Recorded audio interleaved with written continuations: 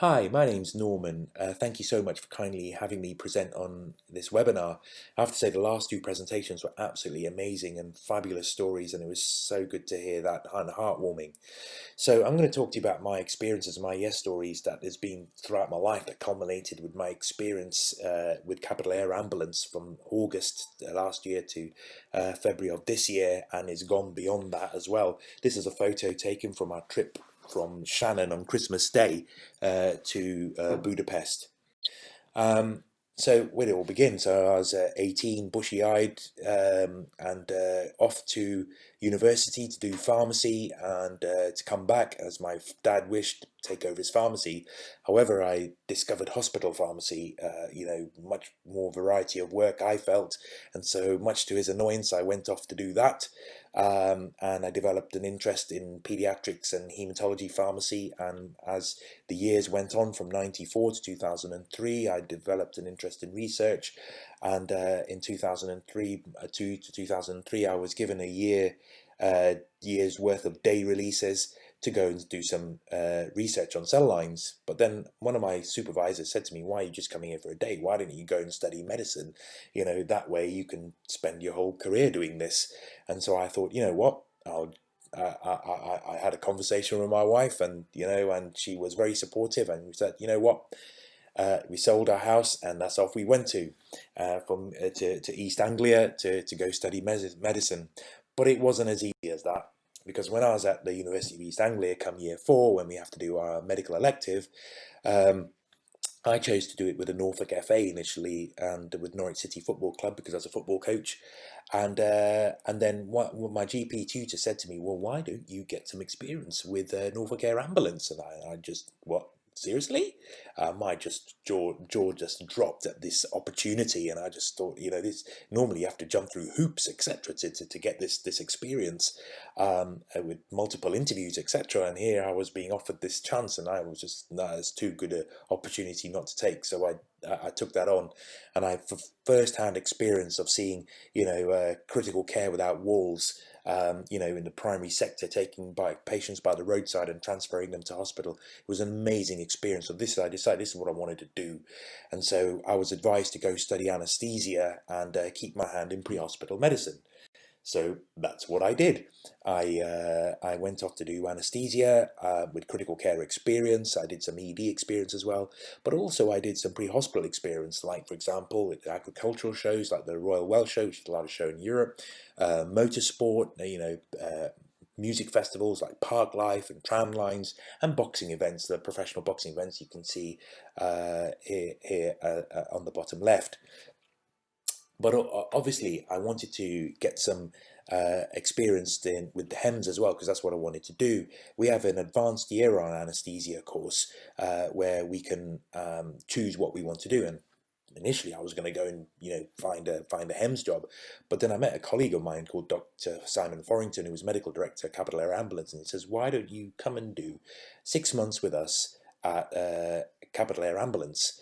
And we can give you experience. We can fly all over the world and repatriate critically ill patients. And I thought, wow, here's an opportunity. And so that's what I did. And amazingly, this also actually contributed to my training program. And I was the first trainee in the UK where actually the training contributes to my program. Whereas most of the times these things are just classed as experience, and you have to do extra time. So this was a Learjet, which was my first trip after induction, flying to Crete to repatriate a patient who had pneumonia. And as you can imagine, I was apprehensive because, I'm 44,000 feet in the sky this time. I haven't got a local hospital nearby like I did in the pre-hospital environment. And I don't have a whole big team with me. There's just a nurse, the pilots, and me, and a hospital which is hundreds of miles away. And to add things to that, we can see that there isn't much room on there either. So you can see in this slide here, you've got the incubators, you got a full ICU kit, because we have to travel with full ICU capability wherever we go. And so as you can see, that it takes up a lot of room, and so therefore we have to be very systematic and structured on how we manage things on the craft, and sort of prepare for what we're likely to expect when we see the patient.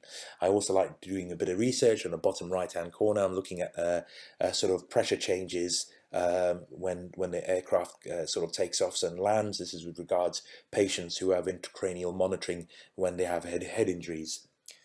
Now, I really like this slide because it's sort of instead of, you can imagine, an ED with sort of ambulances in the front. Well, this is ED sort of like just before that bit where you've got air ambulances. You've got our air ambulance with capital Air Ambulance, and you've got the Luxembourg Air Ambulance in the background, and then in the background you've got the ground ambulance for that particular ambulance, and you've got our ambulance to pick up our patient. And so this slide also demonstrates not just communicating with the pilots and your nurse. You've got to be able to communicate with border security, immigration, air marshals, etc. There's so many other groups of professionals that we need to deal with, and logistics is such an important thing, and it's really to keep that when transferring patients. And there are challenges along the way. For example, here we've got the narrow roads in the CC in the left photograph here, and we had to try and pick up a patient with a fractured neck, and so we wanted to try and bring the ambulance as close as possible because it wasn't going to go down. We then took a stretcher down to the house and then brought the patient back. In the top right hand corner, we've got all our drug medicine bags that were open. They wouldn't let us through. The security in this particular place, I'm not going to say where it is, and so we had to organise a ambulance with full critical care facilities, capabilities to allow us to pick up the patient, bring him back, whilst all our stuff was still on the aircraft. And in the bottom slide, we went to a hospital to repatriate a patient to the Netherlands. And unfortunately, the ambulance that picked us up, that was nothing to do with us, the driver couldn't drive with blue lights, and so this patient was ventilated, and we had to transfer this ventilated patient through busy traffic to the airport, and obviously that's not ideal. And so fortunately we were able to, with the help of the hospital, negotiate a police escort which took us to the hospital, and we transferred the patient in good time. And then obviously there's the patient safety to consider, and once again, sort of how thin the roads are. Some of the ambulances where we have to go to get the patient. And this is a clip deck just to demonstrate what kind of equipment we use to clip and secure the patient on the aircraft. And then we have to expect the unexpected. So on the left here, this was a patient that we were transferring from Newcastle to Barcelona, needing life-saving neck surgery, which they only do in Barcelona. And when I opened the door of the craft, and it was the press were there, and so we were having to negotiate with the press whilst trying to get this patient, collect this patient, and then put the patient safely on the aircraft.